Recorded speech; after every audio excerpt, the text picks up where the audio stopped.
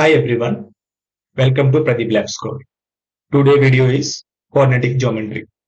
Coordinatic Geometry లోని మనం 8 marks అనేవి చూద్దాం. At the same time 4 mark questions కూడా చూద్దాం. ఓకేనా గైస్? అండ్ మనం లాస్ట్ టైం నుంచి ఫాలో అవుతున్న ప్యాటర్న్ ప్రకారంగా మన స్ట్రాటజీ ఎలా ఫాలో అవుతున్నాం? లెవెల్ 1 లో 8 మార్క్స్, లెవెల్ 2 లో 4 మార్క్స్, లెవెల్ 3 లో 2 మార్క్స్ అండ్ 1 మార్క్ క్వశ్చన్స్ ని కవర్ చేస్తూ వస్తున్నాం. ఈ ప్యాటర్న్ లో దాని మొత్తం అన్ని క్వశ్చన్స్ కూడా మనం కవర్ చేస్తాం. ఎస్పెషలీ ఇలా కవర్ చేయడం వల్ల ఏ క్వశ్చన్ కూడా టెక్స్ట్ బుక్ నుంచి టెక్స్ట్ ఎక్సైజ్ నుంచి కూడా టోటల్ ఓవరాల్ టెక్స్ట్ బుక్ నేను కవర్ చేస్తున్నాను కాబట్టి ఒక వీడియో అప్లోడ్ అయిన వెంటనే ఇంకొక వీడియో వస్తుంది. అలాగా నేను నెంబర్ వైజ్ సిరీస్ పెడుతున్నాను. ఆ సిరీస్ లో ఫాలో అయితే మీకు మంచిగా స్కోర్ చేయడానికి పాసిబిలిటీ ఉంది.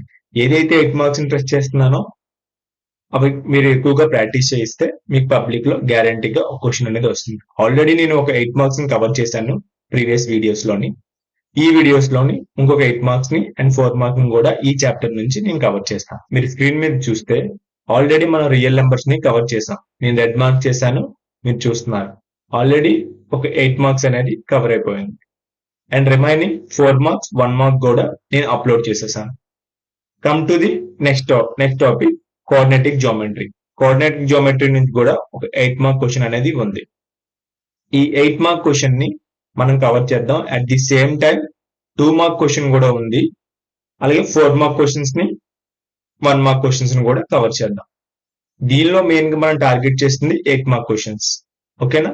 మీరు వెయిటేజ్ చూడొచ్చు. 2025 లో ఈచ్ చాప్టర్ నుంచి ఎంత వెయిటేజ్ ఇచ్చాడు.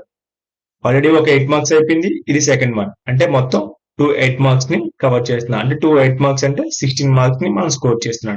ఫస్ట్ ఆఫ్ ఆల్ మనం కోఆర్డినేటిక్ జియోమెట్రీలో బేసిక్ అనేది చూద్దాం. బేసిక్ నేను ప్రీవియస్ వీడియోలో మీకు ప్రామిస్ చేసినట్టే నేను ఈ వీడియోలో నేను బేసిక్ కూడా ఎక్స్ప్లెయిన్ చేస్తున్నాను. దీనివల్ల ఏంటి అంటే మీకు బేస్ స్ట్రాంగ్ గా ఉంటుంది. At the same time concept మీద కూడా మీకు క్లియర్ ఐడియా అనేది వస్తుంది.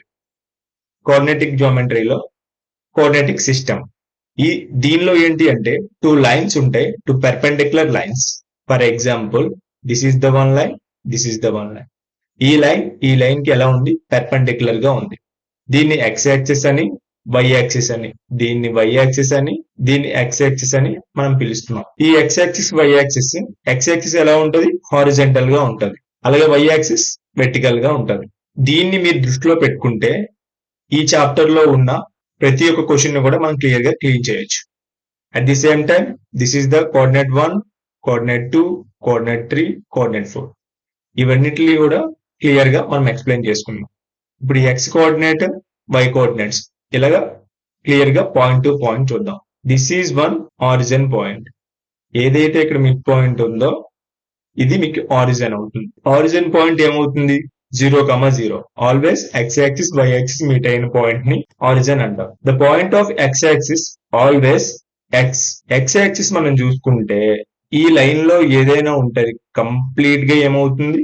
ఏదైతే ఎక్స్ యాక్సిస్ ఉందో వై యాక్సిస్, ఈ రెండింటిని చూస్తే the point of X axis x, 0. అంటే ఎక్స్ ఒక కోఆర్డినేట్ ఏమవుతుంది? ఎక్స్ అవుతుంది. కానీ వై యొక్క కోఆర్డినేట్ 0 అవుతుంది. క్లియర్ గా మీరు అబ్జర్వ్ చేస్తే 0, 1 ఎక్కడ ఉంటుంది? ఎక్స్ లైన్ మీద ఉంటుంది. 0, 2, 0, 3 అలా మీరు ఎక్స్ యాక్సిస్ మీద ఏం చూసినా 0.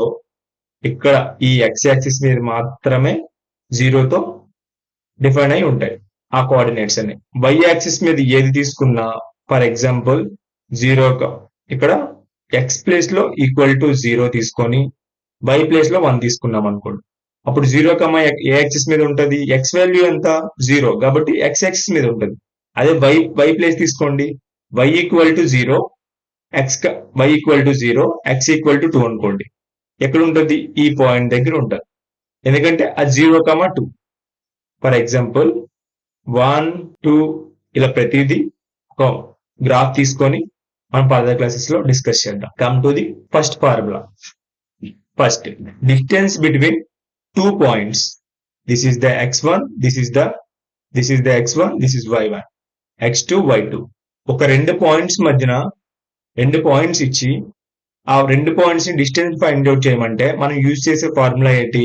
Route x2 minus x1 whole square plus y2 minus y1 whole square. Complete గా రూట్ వస్తుంది. అంటే మనం ఏం చెప్తున్నాం, ఒక 2 పాయింట్స్ అంటే A and B and 2 points ఇచ్చి ఆ 2 పాయింట్స్ యొక్క డిస్టెన్స్ అడిగాడు. ఆ 2 పాయింట్ కి ఉన్న దూరం ఎంత అని అడిగితే డిస్టెన్స్ ని మనం ఫైండ్ అవుట్ చేయమంటే we can find out the distance between 2 points root x2 minus x1 whole square plus y2 minus y1 whole square అని మనం గుర్తుపెట్టుకుంటే ఈజీగా మనం సార్ట్ అవుట్ చేస్తాం. At the same time x minus x1 x minus x2 దీన్ని points ని ఎలా తీసుకోవాలనేది కూడా నేను ఒక ఎగ్జాంపుల్ సమ్ లో మీకు క్వశ్చన్ వచ్చినప్పుడు ఎక్స్ప్లెయిన్ చేస్తాను. ఆ పాయింట్స్ మధ్యన డిస్టెన్స్ ఒక ఆరిజిన్ కట్టాలి అనుకుంటే డిస్టెన్స్ ఒక ఆరిజిన్ పాయింట్ ని కనుక్కోవాలంటే d equal to root X square plus Y square. Find out the distance between 2 points. ఏదైనా 2 పాయింట్స్ తీసుకొని కట్టాలనుకుంటే root x2 minus x1 whole square plus y2 minus y1 whole square. Okay guys, come to the next formula. This is the section formula. Section ఫార్ములాలో మనం ఏం చూస్తాము అంటే section ఫార్ములాని ఒక line in రేషియోలో తీసుకుంటాం. అంటే ఒక లైన్ సిగ్మెంట్ ని జాయిన్ చేస్తున్న రేషియో. మనం క్లియర్ గా ఏం చెప్తున్నాం, లైన్ సిగ్మెంట్. ఒక లైన్ సిగ్మెంట్ ని జాయిన్ చేస్తున్న 2 పాయింట్స్ ఒక ratio. For example x equal to m1 x2 plus m2 x1 by m1 plus m2. y equal to m1 y2 plus m2 y1 by m1 plus m2. ఈ ఫార్ములాని section formula కింద use చేస్తాం. దీన్ని line segment లో use చేస్తాం. Main గా ఈ ఫార్ములాని ఏమంటాం, section formula అంటాం. ఈ ఫార్ములాని ఎక్కడ యూజ్ చేస్తాం, ఎప్పుడు యూజ్ చేస్తాం అనేది నేను ప్రతిదీ క్వశ్చన్స్ లో నేను ఎక్స్ప్లెయిన్ చేస్తాను. మీకు ఇప్పటికి 3 ఫార్ములాస్ ఎక్స్ప్లెయిన్ చేశాను. First one distance between 2 points. Second one origin of the distance. Exact గా ఆరిజిన్ ని ఫైండ్ అవుట్ చేయాలనుకుంటే మనం ఏ ఫార్ములా యూజ్ చేస్తాం, D equal to root X. Maximum ఇది యూజ్ చేయరు, కాకపోతే మీరు గుర్తుపెట్టుకోండి, యూజ్ అవుతుంది. Root X square plus X y square. Come to the next formula. This is the midpoint formula. Midpoint formula కూడా మనకి సెక్షన్ ఫార్ములా నుంచి వచ్చింది అనమాట. మిడ్ ఫార్ములా మనం ఎలా గుర్తుపెట్టుకుంటాం, x1 plus x2 by 2 y1 plus y2 by 2. అంటే ఒక mid point of line segment లోని రేషియోని ఫైండ్ అవుట్ చేయడానికి మనకి చాలా ఈజీగా ఈ మిడ్ పాయింట్ ఫార్ములా అనేది యూజ్ అవుతుంది. And come to the next one. Formula is area of triangle. Area of triangle కూడా మీరు గుర్తుపెట్టుకోండి. Area of triangle 3 points of area of triangle అడిగినప్పుడు 1/2 modular x1 y2 minus y3 plus x2 into y3 minus y1 plus x3 y1 minus y2. ఇలాగా మనం ప్రతి ఫార్ములాని ఈజీగా memorise చేయగలిగితే మన ఎగ్జామ్ లో ఈ ఫార్ములాస్ చాలా హెల్ప్ఫుల్ గా ఉంటాయి. మనం ఈజీగా ఫాస్ట్ గా కూడా సమ్స్ ని సాల్వ్ చేయడానికి మనకు చాలా హెల్ప్ఫుల్ అవుతాయి. నేను స్క్రీన్ మీద చూపిస్తున్న ప్రతి ఫార్ములా కూడా మీరు ఆల్రెడీ ఇంతకు ముందు చూసే ఉంటారు. ఒకవేళ ఎవరైతే న్యూగా చూస్తున్నారో వాళ్ళు ఫస్ట్ టైం చూస్తున్నారు కాబట్టి మీ బ్రెయిన్ లో మెమరైజ్ చేసుకోవడానికి మెమరైజ్ చేసుకోండి. టోటల్ గా నేను చెప్తున్న డేటా మొత్తాన్ని. స్ట్రైట్ లైన్ ఆల్రెడీ మీరు పాలినామియల్ ఈక్వేషన్ కూడా నేను చెప్తాను. పాలినామియల్ ఈక్వేషన్ లో మనం స్ట్రైట్ లైన్ ఫార్ములాని యూజ్ చేస్తాం. A X plus B Y plus C equal to 0. దీనిలో స్నోప్ కూడా ఉంటది. స్నోప్ ని కూడా everything slope, mid slope form, 2 points of formation, intercepting form, ఇవన్నీ కూడా ఉంటాయి. ఇదంతా కూడా నేను పాలినామియల్స్ లో ఎక్స్ప్లెయిన్ చేస్తాను. ఇప్పటి వరకు అయితే ఇది సరిపోతుంది. మీరు ఇది ఒక్క ఫార్ములాని మీరు మెమరైజ్ చేయండి. ఏదైతే స్లోప్ ఫార్ములా ఉందో అది y equal to mx plus C. ఆ m అనేది ఏంటి, x అనేది ఏంటి అనేది నేను ఒక ప్రాబ్లం వచ్చినప్పుడు నేను క్లియర్ గా ఎక్స్ప్లెయిన్ చేస్తాను. Come to the next one. These all are formulas is very important for your future also. In the MPC group of formulas, you can very useful for these all things. And come to the all formulas except this one. All are distance, midpoint, section point, triangle, area of triangle, slope, and this final one equation of circle. These all are very useful formulas for your entire chapter. మనం ఏదైతే chapter ని total గా discuss చేస్తున్నామో ఆ chapter మొత్తానికి మనకి helpful అవడానికి ఈ ఫార్ములాస్ అనేవి చాలా చాలా చాలా ఇంపార్టెంట్. మీరు ఈ ఫార్ములాస్ అనేది 1-2-3 సార్లు ప్రాక్టీస్ చేయండి, మీకు బాగా గుర్తుంటాయి. ఆ ఫార్ములాని ఎలా యూజ్ చేయాలని నేను ఎగ్జాంపుల్స్ లో ఎక్స్ప్లెయిన్ చేస్తాను. ఓకేనా గైస్? మీరు స్క్రీన్ మీద చూస్తే కోఆర్డినేటిక్ జియోమెట్రీలో 8 మార్క్స్ 4 మార్క్స్. 8 మార్క్స్ ని 4 మార్క్స్ ని ఎందుకండి మొత్తం కలిపిచ్చేశారు, డివిజన్ చేసి ఇవ్వండి అంటే సమ్ టైమ్స్ ఏమవుతుంది అంటే 4 మార్క్ క్వశ్చన్స్ ని కూడా ఒకసారి 8 మార్క్ క్వశ్చన్స్ లో అడగడానికి పాసిబిలిటీస్ ఉన్నాయి. అలాంటప్పుడు ఏమవుతుంది అంటే మనం 4 మార్క్స్ 8 మార్క్స్ అని డివిజన్ చేస్తున్నప్పుడు అది 4 మార్క్ క్వశ్చన్ అనుకొని సమ్ స్టూడెంట్స్ అది ప్రిపేర్ అవ్వడం మానేస్తున్నారు. అలాంటి టైంలో ఏమవుతుంది, అది 8 మార్క్స్ లో వస్తుంది. అంటే 8 మార్క్స్ లోకి వస్తుందంటే మనం ఆల్రెడీ ఆ 8 మార్క్స్ ని కంప్లీట్ గా ఒక చాప్టర్ లో 8 మార్క్స్ అనేది ఇట్స్ నాట్ 8 మార్క్స్ ని మిస్ అవ్వడం అనేది కరెక్ట్ కాదు. కాబట్టి 8 మార్క్స్ ని 4 మార్క్స్ ని ఇంపార్టెంట్ గా నేను డివిజన్ చేసి పెట్టా. First 14 problems is important and the remaining 17 problems also important. ఈ క్వశ్చన్స్ అన్నిటినీ కూడా మీరు ప్రిపేర్ అయితే ఈ చాప్టర్ నుంచి కంప్లీట్ గా మనకి ఎంత వెయిటేజ్ ఉందో చూడండి. ఎంత వెయిటేజ్ ఉంది? Around 8 marks. అంటే 1 + 2 అరౌండ్ 10 మార్క్స్. మనకి ఏదైనా ఇంకా పాసిబిలిటీ కూడా ఉంది ఇంకా ఎక్కువ పడడానికి. కాబట్టి ఈ చాప్టర్ ని మీరు మిస్ అవ్వడానికి అస్సలు లేదు. ఈ క్వశ్చన్స్ అన్నిటి కూడా మీరు ప్రాక్టీస్ చేసి తీరాలి. దీనివల్ల ఏంటి అంటే ఎంటైర్ ఈ చాప్టర్ మొత్తం కవర్ అవుతుంది. Text book questions, exercises, important questions ని కూడా నేను ఫిల్టర్ గా పెట్టా. And the same time most important thing is నేను మోడల్ వైజ్ గా ఫిల్టర్ చేశా. Triangle, isolate triangle, square, rhombus, ఇలా ప్రతిదీ కూడా మోడల్ వైజ్ గా పెట్టాను. కాబట్టి మీరు ప్రాక్టీస్ చేస్తున్నప్పుడు మీకు ఎక్కువ ప్రెజర్ పడదు. మీరు అన్ని సిమిలర్ ప్యాటర్న్ లో ప్రాక్టీస్ చేస్తున్నట్టు ఉంటది. కాబట్టి మీరేమీ కూడా ఈ సమ్ ఎక్కడి నుంచి వచ్చింది, ఇది డిఫరెంట్ మెథడ్ అని అక్కర్లేదు. సేమ్ ఇది కూడా కొలినియర్ పాయింట్స్, పైది కూడా కొలినియర్ పాయింట్స్.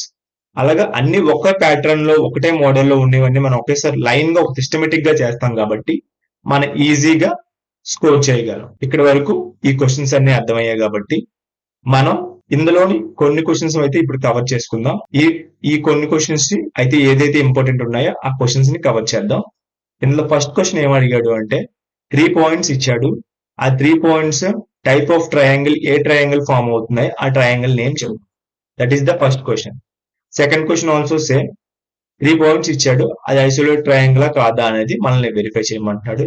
4 పాయింట్స్ ఇచ్చాడు, అది స్క్వేర్ ఫామ్ అవుతుందా లేదా అని చెప్పమన్నాడు. ఫైండ్ ది రాంబస్ ఏరియా అడుగుతున్నాడు. ఇంతవరకు ఫార్మేషన్ అడిగాడు.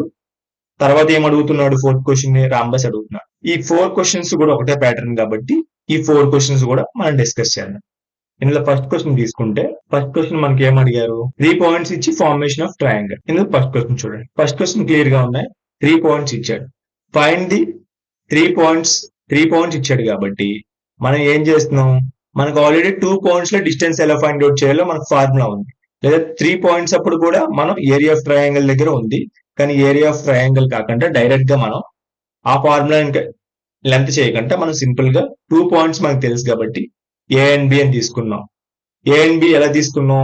మీ ఇలాగా X comma why, x1 y1 x2 y2 అని రాయకంటే ఈ పాయింట్ లో రాయండి. డౌన్ టు 1 ఏబి అని రాసి x1 y1 x2 y2 ఇలా రాయడం వల్ల ఏమవుతుంది అంటే మీకు చాలా సింప్లిఫై అయిపోతుంది. సింపుల్ గా మనం ఏం చేయాలి అంటే డౌన్ టు అప్ చూడాలి. అంటే -2 -3 -3 2 ఈ కింద నుంచి ఈ డైరెక్షన్ నుంచి చూస్తే డైరెక్ట్ గా మనం ఫార్ములాను కూడా గుర్తుపెట్టుకోకుండా ఓకే -2 ఆల్రెడీ ఇక్కడ ఏ సైన్ ఉంది మైనస్ అంటే -2 -3 హోల్ స్క్వేర్ రాసేస్తాం. -3 -2 whole square plus symbol is common.